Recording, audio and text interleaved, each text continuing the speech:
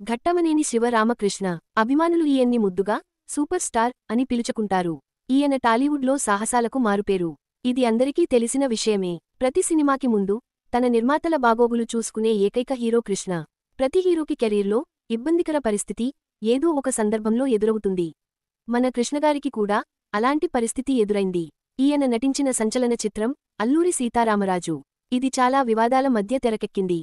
Telugu cinema చరిత్రలోనే ఇది ఒక కల్ట్ క్లాసిక్ మూవీ అయింది. ఎన్టీఆర్ స్వయంగా కృష్ణగారిని పిలిచి ఈ చిత్రంలో నటించవద్దని హెచ్చరించాలంటే ఎలాంటి పరిస్థితుల్లో ఈ చిత్రం తెరకెక్కిందో మనం అర్థం చేసుకోవచ్చు.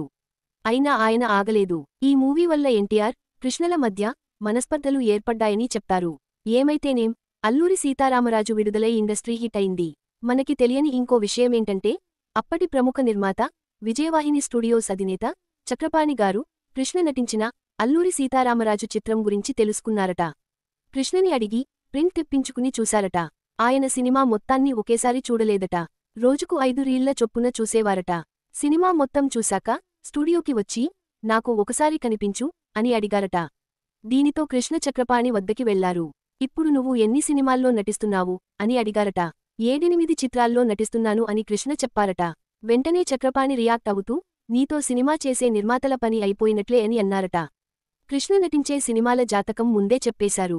అదేంటి అలా అంటున్నారు? అల్లూరి సీతారామరాజు మీకు నచ్చలేదా అని కృష్ణ అడగడంతో నచ్చడం ఏంటి నాయనా, మూవీ బ్రహ్మాండంగా ఉంది.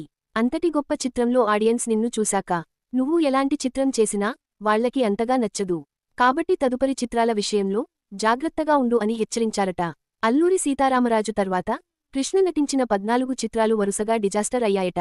ఆయన ఎలాంటి చిత్రం చేసినా వర్కౌట్ కావడం లేదు. చివరికి ANR all time classic Devadasu చిత్రాన్ని కృష్ణ రీమేక్ చేసి నటించారు. అది కూడా ఫ్లాప్ అయింది. వరుసగా 14 సినిమాలు డిజాస్టర్ కావడం అంటే మామూలు విషయానికి కాదు.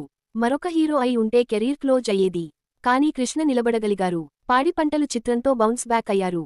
అక్కడి నుంచి కృష్ణకి మళ్లీ తిరుగులేకుండా పోయింది. ఒక ఇండస్ట్రీ హిట్ తర్వాత ఫ్లాపులు అనేవి అనాదిగా వస్తున్నదే అన్నమాట. తర్వాత జగదేక వీరుడు అతిలోక సుందరి తర్వాత చిరంజీవి, సింహాద్రి తర్వాత జూనియర్ ఎన్టీఆర్, మగధీర తర్వాత చరణ్, బాహుబలి తర్వాత ప్రభాస్ ఇలా అదే ఆచారాన్ని కంటిన్యూ చేశారు.